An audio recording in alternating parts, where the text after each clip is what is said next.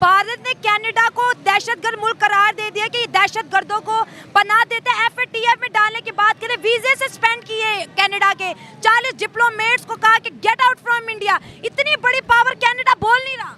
पूरी कौम जो है वो मोदी के साथ खड़ी है, पूरी दुनिया वेस्ट खड़े है। उसके बाद ये भी आपने देखा है G20 हुई है, G20 का क्या उसका मैसेज क्या था? उसका मैसेज क्या मैसेज था? यही मैसेज था कि आज वो भारत नहीं है जिसके ऊपर जो है ना जो मर्जी चढ़ दौड़ेगा। इस वजह से कनाडा जो है दुम दबा के बैठा है। कनाडा का तो उन्होंने सर रेत में दबो दिया है। बिल्कुल दबो दिया है। हाँ। यही जिंदा कौमों की अलामत होती है कि जब वो आवाज बुलंद करती हैं। अगर जस्टिन ट्रूडो बैक ट्रैक कर जाते हैं तो ये मैं आपको बताऊं, फिर वेस्ट में कोई मुल्क नहीं बोलेगा इंडिया के खिलाफ। अमेरिका ने भी साथ नहीं दिया, जर्मनी ने भी नहीं दिया, चाइना ने तो वैसे नहीं देना था, जापान खामोश रहा, रशिया का तुक नहीं बनता था। ये सारे, और उसके बाद बरतानिया, ऑस्ट्रेलिया, सारे के सारे खामोश रहे। ये एक बहुत बहुत बहुत बड़ी जो है ना वो डेवलपमेंट है। India tells Canada to withdraw dozens of diplomatic staff.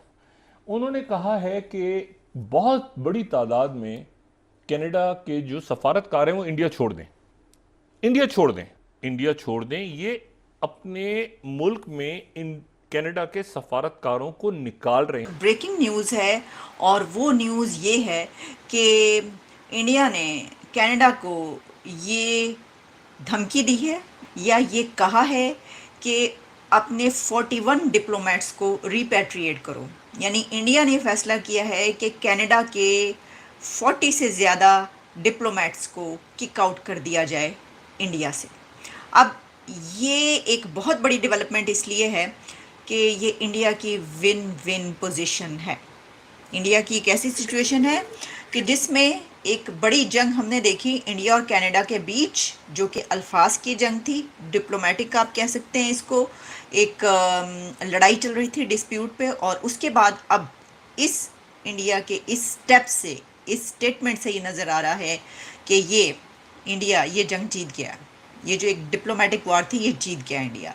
India tells Canada to withdraw 40 diplomats, sets deadline and warning. ये एक तरीके से वार्निंग है ना, वार्न किया है उसने, इंडिया ने, कि जनाब ये सूरत हाल है और निकाल लीजिए अब अपने उसको। अब ये जो मैंने ये बात की कि ये इंडिया के लिए विन विन पोजीशन या सिचुएशन इसलिए है कि कनाडा की ये कोशिश थी कि वो वेस्ट को अपने साथ में लाए, यानी उसके जितने भी अलाइज हैं, जो भी हैं, उनको अपने साथ मिलाकर इंडिया के ख़िलाफ़ एक बड़ा महाज कायम कर सके या बना सके। और दूसरी तरफ हमने ये देखा कि इंडिया ने इसके जवाब में, मैंने आपको पहले भी कहा था कि इंडिया ने जो इसका स्टैंड लिया वो बहुत टफ था स्टार्ट से ही। हमें एक तरफ कनाडा अगर नज़र आ रहा था ये करता हुआ, तो दूसरी तरफ हमने ये देखा कि उसका जवाब इंडिया की तरफ से उससे भी ज़्यादा टफ दिया गया। तो ये स्टार्ट से स्ट्रेटजी रही है इंडिया की इस डिस्प्यूट के दरमियान कि इसमें हल्के नहीं होना, इसमें नीचे नहीं बैठना, क्योंकि ये मामला है उनके मुल्क की उस इत्तेहाद का, उस यूनिटी का, कि अगर कोई और कंट्री भी कनाडा का इस वक्त साथ देता इंडिया के बजाय, तो इंडिया की उस कंट्री के लिए भी बड़ा सख्त स्टैंड होता। इस खबर के बाद मैं आपको ये बताई दूं कि ये जो है ये जस्टिन ट्रूडो की शिकस्त है और इंडिया के प्राइम मिनिस्टर नरेंद्र मोदी की जीत है। उन्होंने कहा है कि जी 10 अक्टूबर का हम आपको वक्त देते हैं और आप अपने जो 41 डिप्लोमेट हैं उनको यहाँ से निकालें।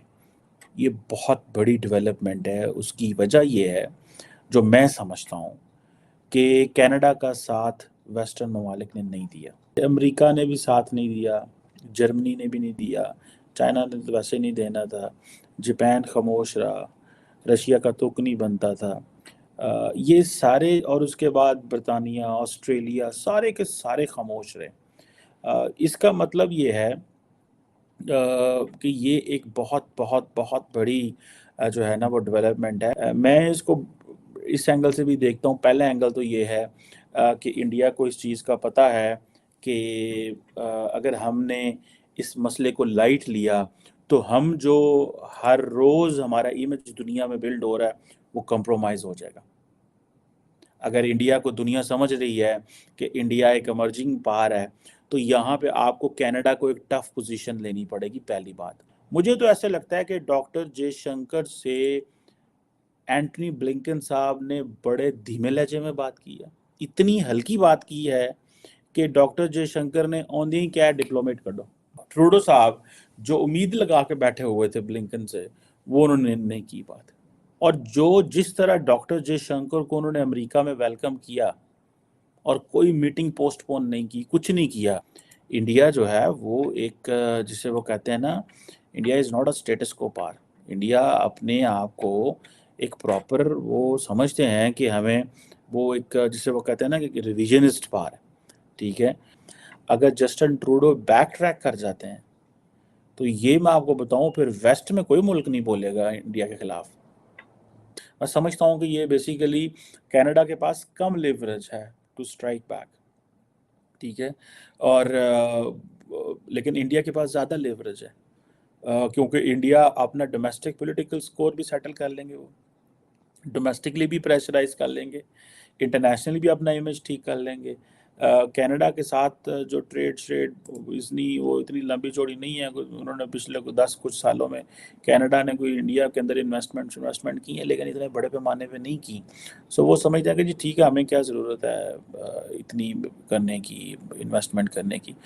इंडिया और कनाडा के रिलेशन उस वक्त खराब हो गए जब जस्टिन ट्रूडो ने G20 से वापस लौटते ही कैनेडियन पार्लियामेंट में खड़े होकर इंडियन गवर्नमेंट के ऊपर आरोप लगाया कि जो इंडियन गवर्नमेंट के इंटेलिजेंस एजेंसीज हैं उनके एजेंट्स कनाडा के अंदर असैसिनेशंस करवा रहे हैं कैनेडियन सिटीजन्स का।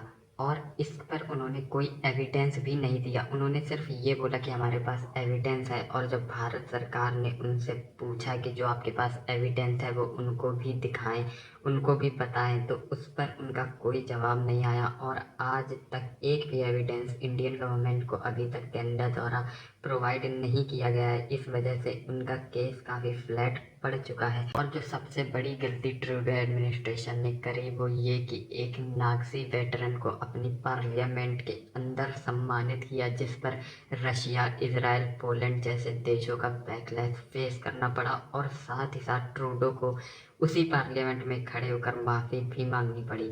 इससे ये साबित हो गया कि जो कनाडा की एडमिनिस्ट्रेशन है, करंट गवर्नमेंट है, कुछ भी कर सकती है। कनाडा को उम्मीद थी कि जो उनके एलाइज हैं, जितने भी एंग्लो सैक्सन्स कंट्रीज़ हैं, वो उनके सपोर्ट में आएंगी, लेकिन शायद ट्रूडो से गलत इवेल्युएशन हो गया। और इंडिया की जो इस समय हेफ्ट है डिप्लोमेटिक और पॉलिटिकल, उसको काटना कनाडा के लिए लगभग नामुमकिन सा हो गया है, क्योंकि ना ही अमेरिका और ना ही यूके कोई भी इनके सपोर्ट में नहीं आ रहा है। और अगर अमेरिका और यूके जैसे मुल्क सपोर्ट में नहीं आ रहे हैं तो फिर न्यूजीलैंड, ऑस्ट्रेलिया और बाकी जितने भी एलाई हैं कनाडा के, वो जाहिर सी बात है नहीं बोलेंगे। इससे ये भी पता चलता है कि जो आने वाला वक्त है उस वक्त में इंडिया बहुत ही पावरफुल होगा और कोई भी वेस्टर्न मुल्क इंडिया से जल्दी किसी भी टाइप का कॉन्फ्लिक्ट में एंटर करना नहीं चाहेगा अदर देन अमेरिका। लेकिन अमेरिका के साथ भी कोऑपरेशन को देखते हुए आने वाले कम से कम 10 से 15 साल बहुत ही अच्छे रिलेशन रहने वाले हैं इंडिया और अमेरिका के।